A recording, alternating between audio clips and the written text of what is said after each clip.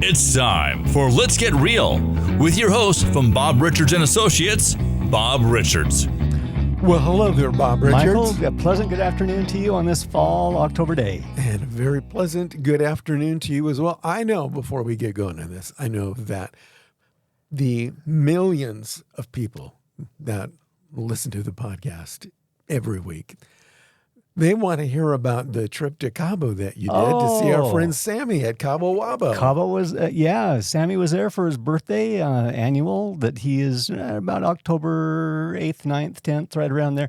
I think he celebrates the whole month, but at least he's at the Cabo singing for a few nights live, and he's still got the pipes. Oh my gosh, he is just like he's in his 20s. That's cool. Yeah, really was amazing. Did he sing I Can't Drive 55? He did, absolutely. And I put on my I Can't Drive 55 hat to go along with that song. Well, I think we should go right now. Okay, see you later. And, you know, I see you got your cool new Mexican shirt on. I do. Yeah. And if we had a camera under the table, you could show us your cool new... We could look at the huaraches or... Zapatos de Mexicana. Yeah, whatever that means. That'd be cool. Well, let's get right into real estate since we've not been here for a couple of weeks. Yeah. So, Mr. Bob, tell us what's going on in the market right now, right here in beautiful Southern Utah. Southern Utah and nationally. So I brought in this big glass ball. Can everybody see that? It's transparent, so you probably can't. But I put in new batteries, so I make sure that this all works. Yeah. Here's the scoop. Here's the rundown. I'm seeing it. Okay. Number one, interest rate drop that took place in the middle of last month failed miserably when it comes to mortgage rates. It was a whopping 1/8 of a point. So for a $500,000 loan, you saved about $35 to $50 a month, maybe, and it's actually less than that. But I'll try and make it sound great. Wait a minute, $50 a month? $50. That's enough to maybe buy one of your new Mexican shoes. Maybe. You know, I priced it out. I think you can get 3 hot dogs and 2 Cokes at Costco. That's it. Gosh. That's tops. Secondly, national interest rates, as well as here locally, they do vary. Always have, always will. It's kind of like credit scores. If you live in a community where you've got more of an affluent kind of environment, where there's just a lot of money and a lot of backing, your interest rates go down. If you're in more of a high risk area in a community or city or town, your rates are higher because of that high risk factor. A lot of people don't realize that, but that's something very good to know. Here locally, inventory is up. We, about 6-7 months ago, Michael, we were at about 1,200 or 1,300 homes, condos, townhomes, mobile homes, anything that you could basically pull a blanket and a pillow and lay on the floor that were available for sale. Now we're over 2,000. Oh. So that's a big change. Now, is that catching up to where we need to be? It's getting better because now we're in the 2,000s. We still need to be about 2,400 homes or properties, residential properties, available in order to feel like that we're getting or are caught up with what a normal market would be. So a little bit of a change with that. And then lastly, I guess we talk maybe election. So again, everybody sees this big crystal ball, and it's clear, but it's crystal. Here's what's happening. Wall Street Journal, day before yesterday or yesterday, can't remember which it was, front page says that the real estate market had not been this slow since 1995. Wow. Now, I have to say a couple of things here, or maybe it has not been. I look back; they didn't even mention the market of 2020, 2021, and 2022 as being an anomaly, a change, a difference. They just basically said, okay, in 30 years' time, market today and the market in 95. We're in bad shape now after 30 years. I'm like, no, we were in pretty good shape in 2020, 21, 22. Prices increased astronomically. I hope that market never happens again. Yeah. So with regards to the left and the right, as far as elections are concerned, is that going to impact your interest rate on the 7th or 8th of November, or what's going on with that? The answer is no. The Fed controls the rate. I will say this, in my research and doing this for 33 years as a realtor, The White House does influence the Fed, and the Fed does influence the White House. Plain and simple, period. If you don't believe that, I'm sorry, come talk to me and I'll explain why. I'll pull out my 33 years of research and show you exactly that being the case. So on the left, they're looking at things that would be voter friendly. So they're wanting to have things that make it look good. And that was one of the reasons for the September rate drop is that, hey, if we drop the rate, then people are going to vote for us. Well, yeah, maybe it did a little bit. I don't think it did much, Michael. But on the right side of things on the election, what they're going to be doing, will that change if there's a Trump presidency? Will that change interest rates? It will, but not in 2024. It'll gradually change as it goes into 2025. So, and change going downward. It'll go back up if the left is in, because now they've got your vote, they've got your person in the White House, and then things are just not going to be as good economically here for us in our country, not only just Southern Utah, but the whole nation. Okay. So we were talking earlier about one of the listings that you've got, which we're going to show the guys later on in the show here. But that home was absolutely beautiful. And is that the home that I can get for no money down, no interest, and the guy will actually pay me to live there? When is that market coming around? Yeah, absolutely. That's got to be, I think it's at 5 o'clock today, and when we start 5:01. All right, but wait. But wait, there's more. I know there's some people waiting for that market. Seriously. It's like, yeah, okay. No, don't be waiting. Well, thanks for the quick market update. Sure. So I have another question. I want to talk about what you do as a realtor. Now, I have some friends, and maybe you know these friends. In fact, you may have also talked to them, and they say something like, I don't know why the heck I need to list with a realtor. Really, they don't do anything. They drive around. They're going to open the door to some house, and they're going to go, here's the kitchen. Sign the papers and give me your money. I have a feeling that's a false conception. Is that true? Don't you do a little bit more than that? It is false, but it is so amazing that that's the belief of a lot of people. They just don't realize that there's things that we are involved in and do. I titled this, Here's the Kitchen today, Michael, and here's why. Let's get real with things. Back in the 90s, I sat, or if you will, directed traffic in a couple of open house during the parade. This was back in 94 and 95. Well, my one job in 94 was standing in the kitchen and telling people, here's the kitchen, here's the kitchen, here's the kitchen, here's the kitchen. And I did that for hours and hours and hours on end.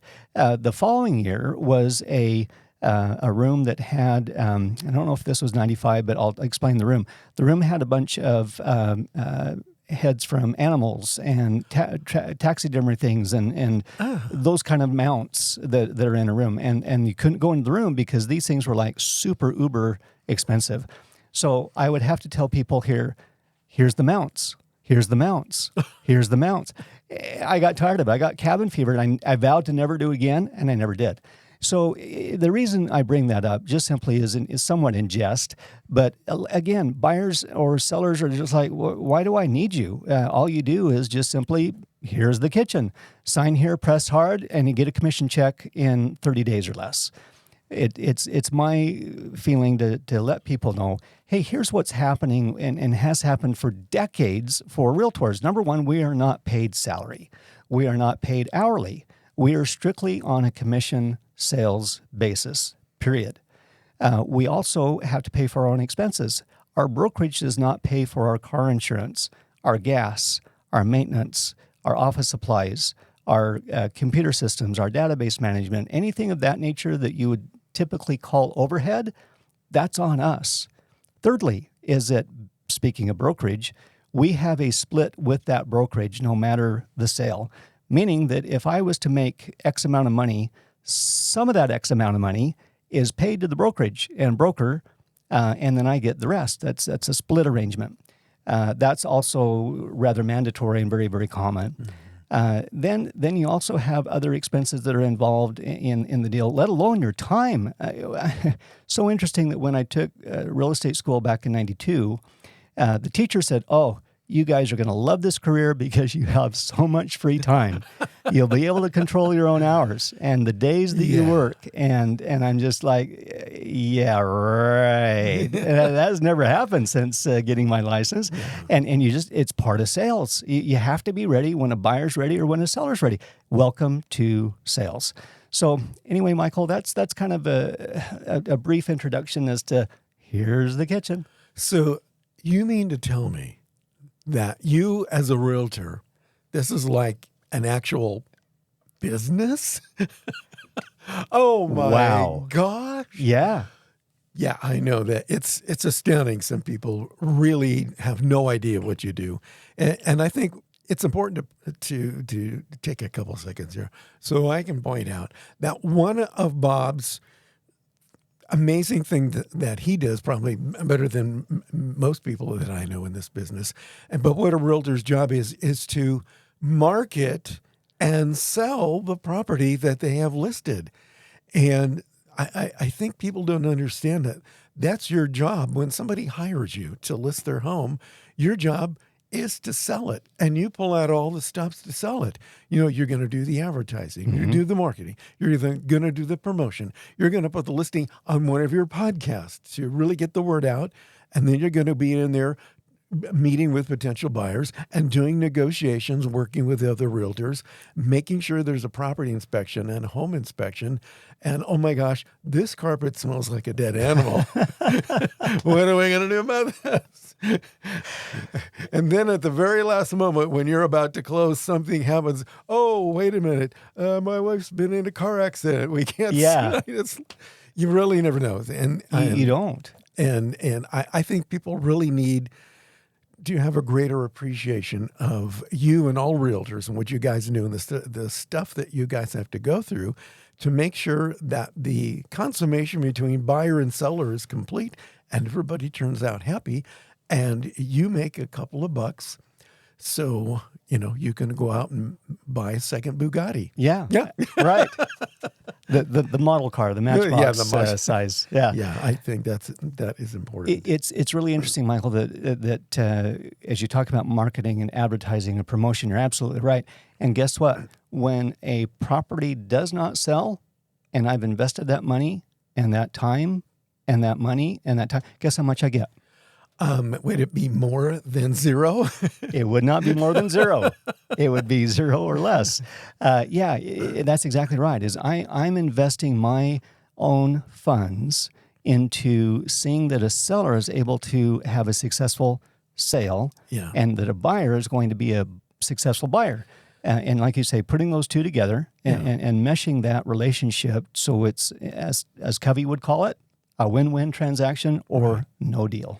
Yeah, I think that's what people need to understand, that in addition to being a salesperson, you're also a marketing expert. So you've got to figure out the best way to price and to market a particular piece of property, figure out what the unique selling points are, and then make sure you're marketing and promoting that.